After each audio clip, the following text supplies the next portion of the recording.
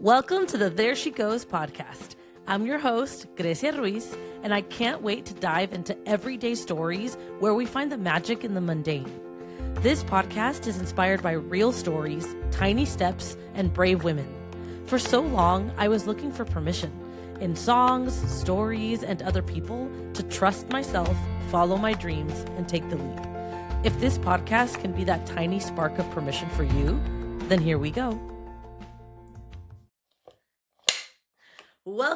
Welcome everyone to the very first episode of the There She Goes podcast.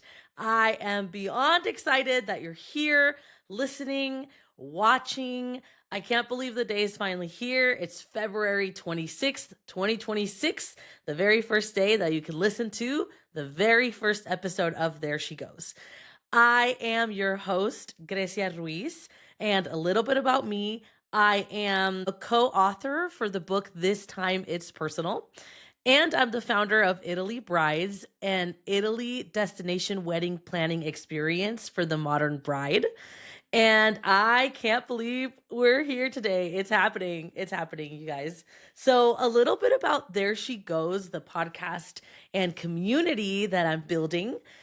There She Goes is a bilingual podcast and community, bilingual in Spanish. In Spanish, it's called Mírenla, ahí va. So you can expect certain episodes to be in Spanish fully. Most and majority of the episodes will be in English, but I will have both solo and guest episodes in Spanish, which you will already have the pleasure of hearing. As some of my very first launch episodes are going to be in Spanish, both solo and guests. There She Goes is a community all about saying yes to living a full, intentional life and saying yes before you're ready. And it's all about finding the magic in the mundane, in the everyday stories. You will be surprised how much inspiration you can take from your own life and everyday stories, from others' everyday lives and everyday stories, and from music, from pop culture. You know, you're going to hear things on here anywhere ranging from a walk in the neighborhood and what that taught me, all the way to, something more glamorous, like somebody building a very successful business, right? So it's going to range in between. And I think a really important part of this that I'm super excited about, which if you're watching on YouTube, you'll be able to see what I'm talking about. If you take a look at my back wall, I'll take a little step back here. This is my podcast studio at home. It's also my work from home office. You'll notice that I have a wall full of playbills. So Broadway and musical playbills. If you could spot those there, you'll see that I have Disney princess pillows, and not just any Disney princess pillows, okay? These are sequined Disney princess pillows, and the Disney princesses are all drawn to be modern Vogue cover style princesses. And then you're going to catch what some people have called my shrine of mini Disney ears. So a little bit about me, a little bit about what I like, and what you're going to be seeing sprinkled throughout the show. So you can expect a sprinkle of music inspiration, musical and play inspiration, Disney inspiration, and, Pride and Prejudice, Bridgerton, some of the things I love, right? Think of the show as being run by Bumblebee from the Transformers, the Transformer that could only talk through song. They could only communicate through song. Yeah, that's me. So this show will communicate a lot of messages to you through song. So hopefully you like that. You can expect that. I'll talk a little bit about why I decided to start this podcast. And then we'll take it back to what led me to all of this journey in the first place. So in terms of starting a podcast specifically, I actually am pretty new to the podcasting world, even as an audience member. So it was 3 years ago that I had the privilege of chatting with an entrepreneur who I had met in college in the University of San Diego. Her name is Sam Pantazopoulos, and you will see her episode is my very first guest episode in English, and it is part of the first launch podcast episode. So definitely check that one out and get an even more in-depth story of what I'm about to share, summarized version here. But basically, 3 years ago, I caught up with Sam on LinkedIn. I was at a point in my corporate career where I really knew that I needed to make a change, but I was desperately seeking permission and validation anywhere I could find it. Examples of other women who already were successful entrepreneurs. I needed proof, right? I needed proof that what I was looking for was possible. So Sam consistently would post in her LinkedIn over and over. I would constantly see her thought leadership and success stories and just the journey of her business. And I was very interested in hearing more about that. So I contacted Sam on LinkedIn, and she thankfully, gracefully gave me an hour of her time, and we talked on Zoom. I let her know at the time I had a business, a macaron at home baking business called Cherie, and we'll talk about that more in a second. And all I knew is that that was my only avenue at the time of leaving corporate. So I let her know, hey, I've got this business idea. What do you think? And she was very generous with me. She said that within the first 5 minutes, she could tell that I was meant for entrepreneurship. And she actually recommended me to listen to her friend, Keisha Getmiri's Empower Her podcast. And for those in the podcasting world, especially if you're interested in self-improvement, women empowerment, entrepreneurship, so those sort of themes, you might be familiar with that podcast. So again, I was actually not familiar with any podcast, and I actually wasn't a big podcast fan at the time. So when she told me to listen to it, I said, okay, I'll give it a shot. She had done a guest episode with her, so I started with that. I listened to that guest episode and I started down a rabbit hole. I really enjoyed the topics that she would cover. It was right up my alley. And thanks to that, it spiraled a whole series of events that led me to where I am now. And 3 years later, not only now enjoying podcasts, but wanting to host my own podcast.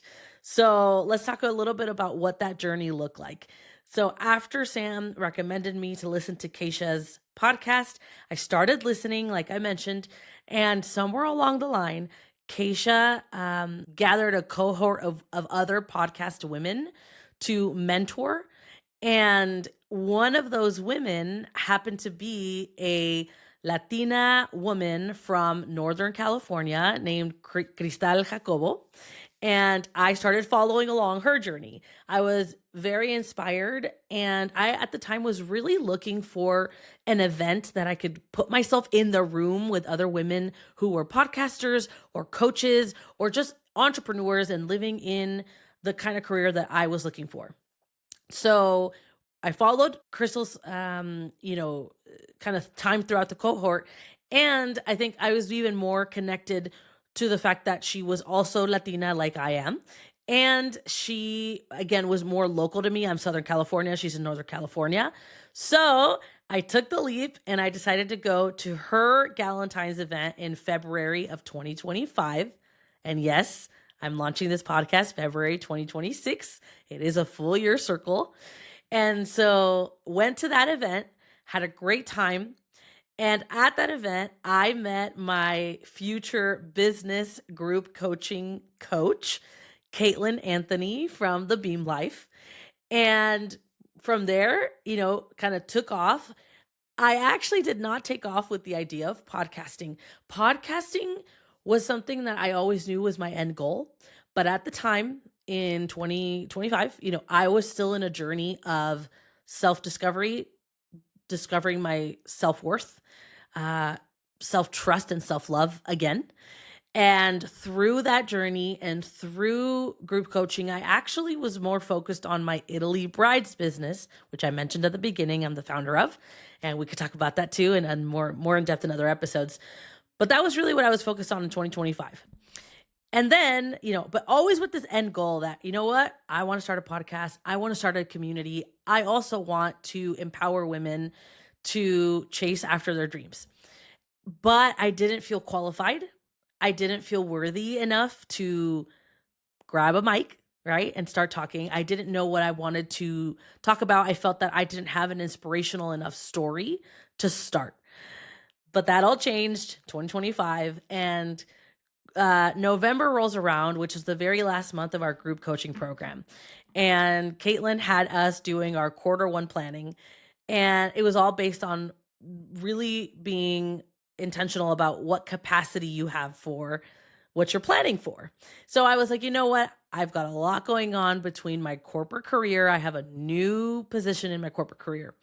And Italy Brides takes up a lot of my time to sustain this new business. So you know what? It's still not the time to start my podcast. That's what I said in November. Well, and November, the coaching program ended. Come December, immediately something in my gut was telling me it's time to start your podcast, girl. And so that's a big thing about not just what this podcast is about, but I'm just so glad that I'm practicing what I preach. So I myself said yes to this podcast before I was ready, before I felt ready, before I felt necessarily qualified or I had it all together. I knew exactly where I was going with this podcast. I decided to just set the date, February 26th, 2026. I've got the sticky note right here. I'll show you. I got the sticky note to prove it. It's backwards here, but got the sticky note on my laptop here to prove it on my desktop. And I went for it. And so what did I do? I had already practiced the skills last year of not trying to do things alone either. So definitely hiring where I need support, finding ways to receive support. So what that looked like for me is I hired D. Scott, a producer from W Studios, and they helped me set up my at-home podcast studio. It felt really good to feel supported in figuring out the lighting, the equipment, right? The audio, the visuals. And so that was really fun. I felt very supported. And I also hired Kelly Preston, a branding expert, and she really helped me uncover the truths that I wanted to share in this podcast, the messaging, and to truly be authentic to myself. Okay, let's get vulnerable for a second and let's dig deep into why I'm here. What has brought me to this point? So I do think it's important to take it back. There's many factors that led me to want to start this podcast and that led me to finally starting it in the first place. And I think my story is there is already a lot of entrepreneurship weaved in throughout the corporate journey of my story. So I think we'll just take it back to when I graduated 2016. I think it's actually a beautiful parallel storyline here because 2016 was exactly 10 years ago, right? We're in 2026. And you all know there was even that 2016 trend, which I actually do want to participate in. I don't care if I'm late because 2016 was a year where I felt extremely free. It was a year where I was like the purest form of who I am and myself. It was such a beautiful year for me. And it coincides with the year that I graduated from college. So I graduated from the University of San Diego with an international business degree after 3 years. So I graduated a year early. And in 2016, it was my very last semester of the year ending in May. And it was my senior year, junior/senior, since I graduated early. And I had to study abroad for at least winter, summer, or an entire semester. So I decided to do a winter break, 3-week experience in Europe. It was part of my major as an international business major. It was a requirement. So for those 3 weeks, I got to go to Morocco, to Fez, Marrakesh, and Casablanca in Morocco. We got to spend a week in Madrid and then a week in Vienna. And then it was my very first time in Europe, and it was also my very first time traveling alone. So I took a very long flight to Belgium, and I think it was Brussels. Yep. And I was there for 8 hours. Didn't speak the language, had never been to Europe. So I had never been somewhere where I didn't speak the language. And I was alone. I wasn't with the rest of the crew yet. And I did a little day tour that day. I got on a train. I hoped that I got on the right train, left my luggage at the airport. It was an 8 hour layover. I got myself a Belgian waffle, delicious. Did the hop on, hop off tour as quickly as I could, got myself back to the airport, and then from Belgium landed in Marrakesh, I believe, and then from there united with the rest of the USD crew. 3 weeks later, so now it's Vienna, we're all saying goodbye. I actually also very bravely took a solo trip down to Italy, to Venice. So Venice and Italy in general really holds a special place in my heart. And you'll see that, I think, a lot, especially with my Italy Brides business.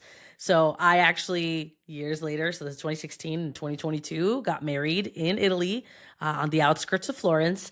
And then ever since started a destination wedding planning business for Italy. So there's something calling me to Italy. My great grandfather on my mom's side was Italian, and he married my great grandmother, a Mexican woman.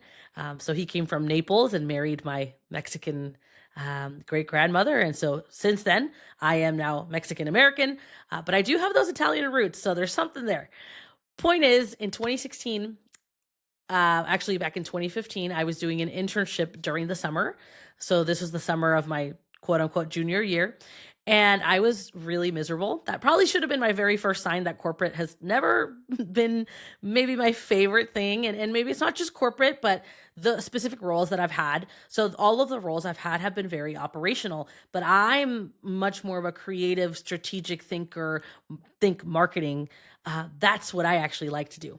So point is, I was doing a job, an internship that I was very miserable at. And I really mean, like, I would cry on my way to work. It was not a great situation for me personally.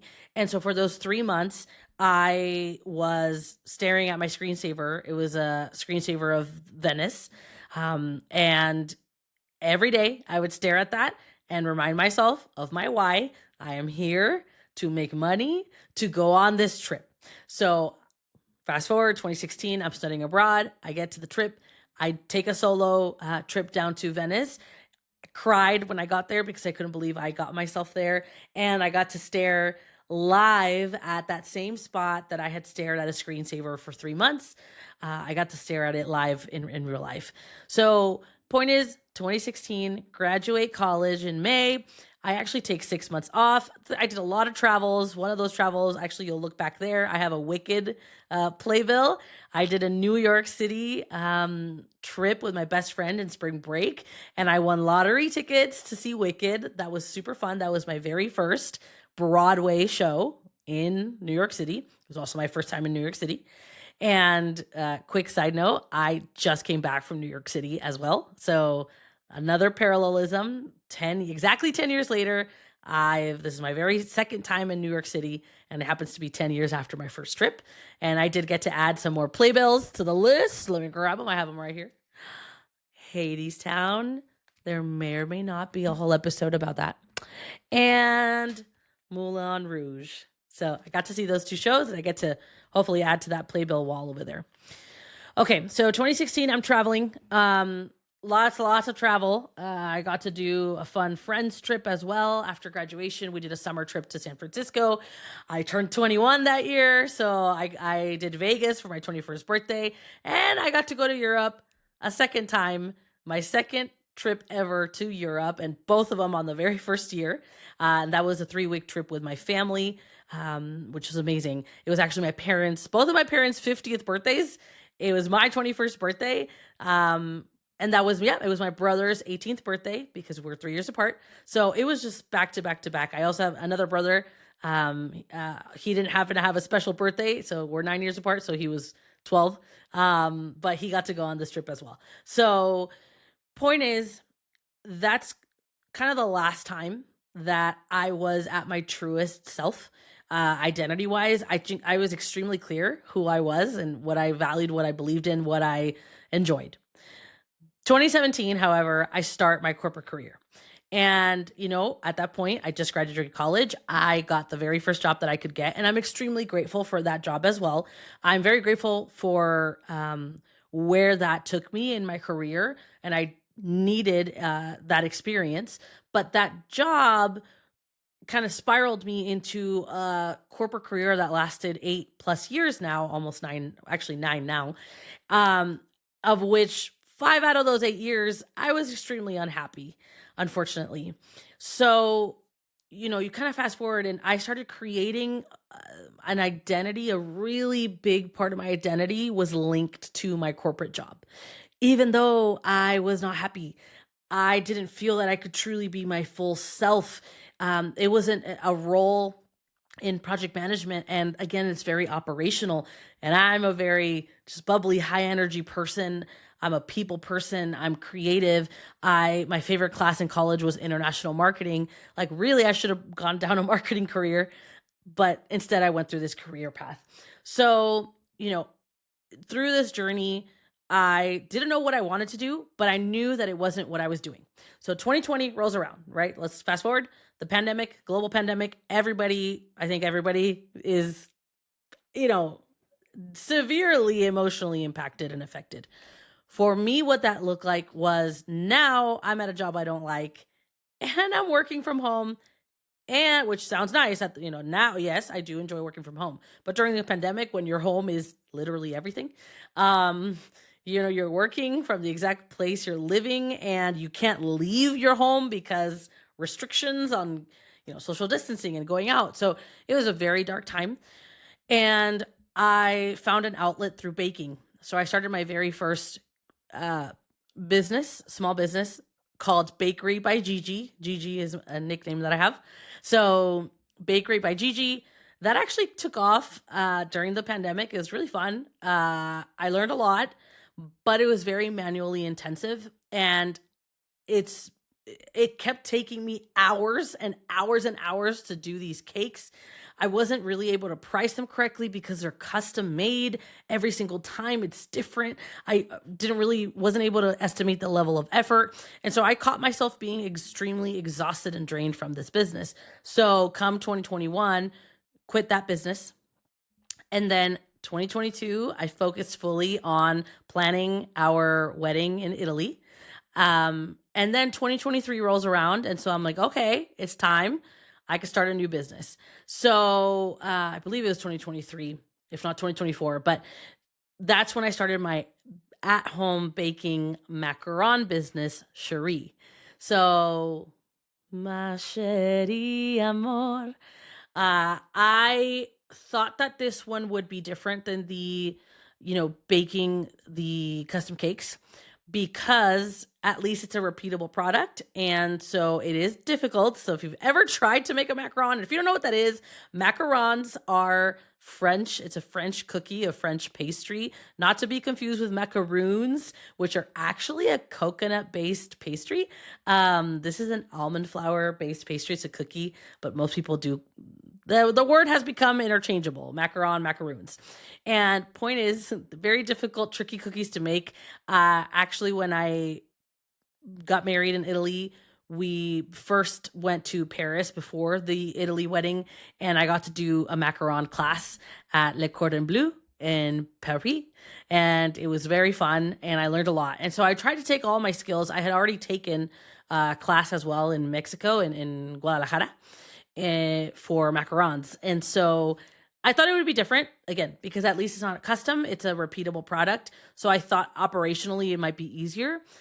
But the same thing happened, is I again found myself primarily baking, when what I actually really liked was the end result, where I got to take fun pictures, so content, of the product itself, and then get to post it on social media and make fun videos.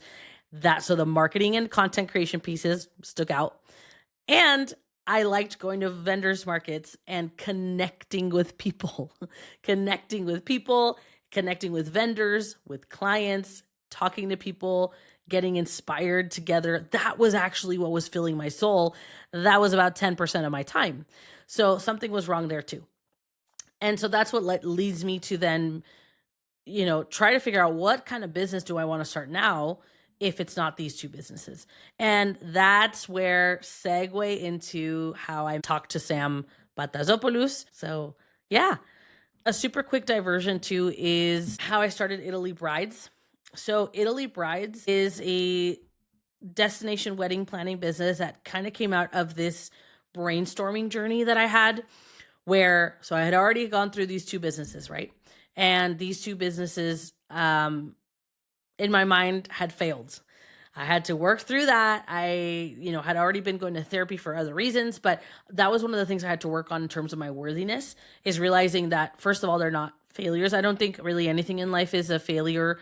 It really is a lesson learned. You're going to learn something from everything you go through in life. So it's a lesson learned.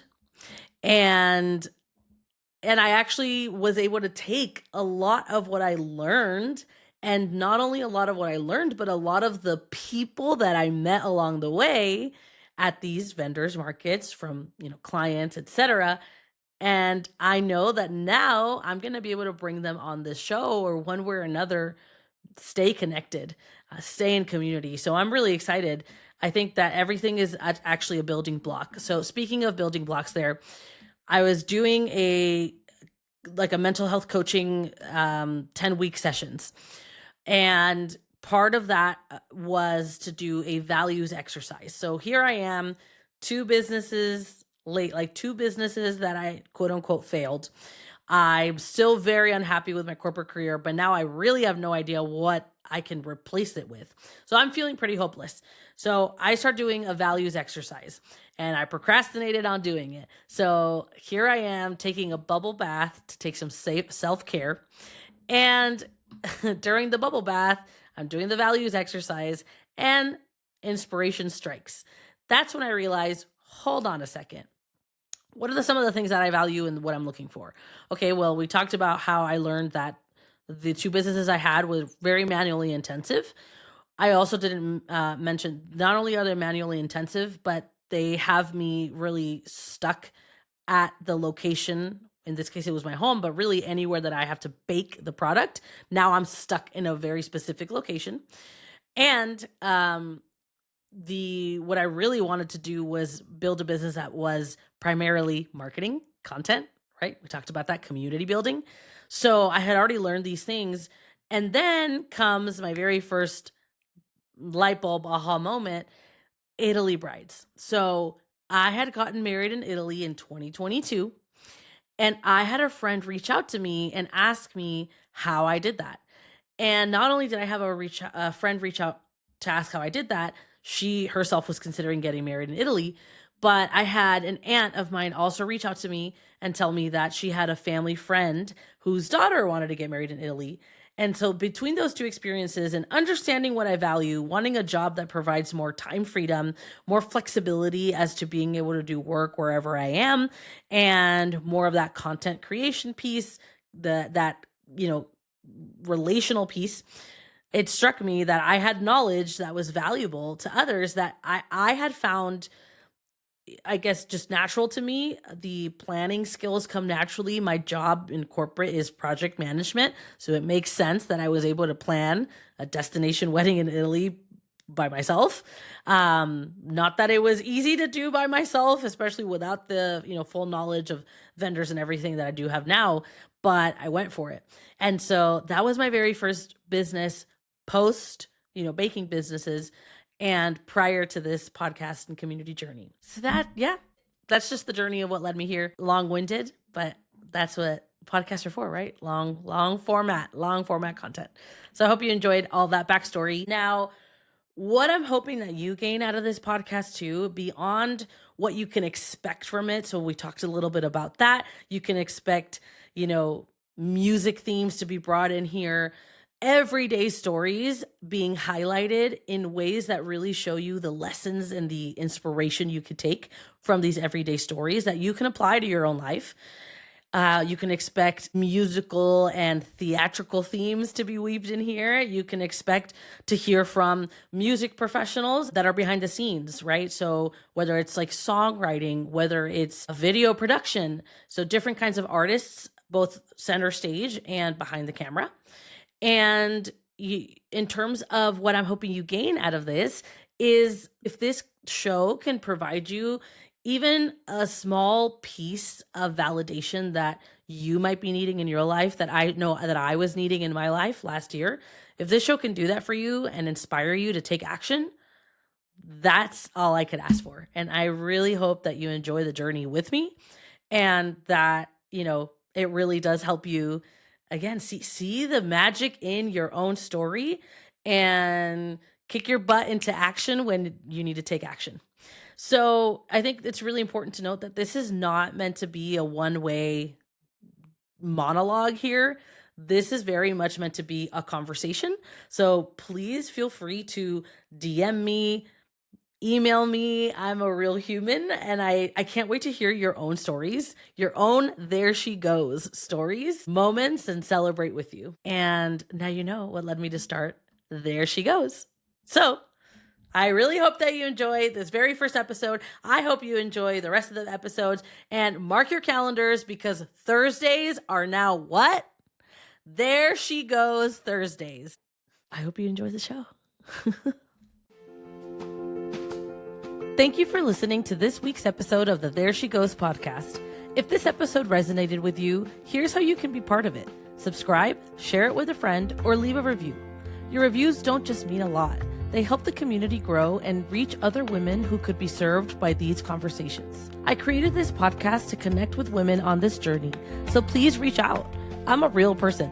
DM me on Instagram at There She Goes Club or reply to my emails. I can't wait to celebrate your own There She Goes moments. Until next Thursday, let's see where she goes next. Super quick, if you're watching this video on YouTube, I did my full makeup for this episode because it's episode 1.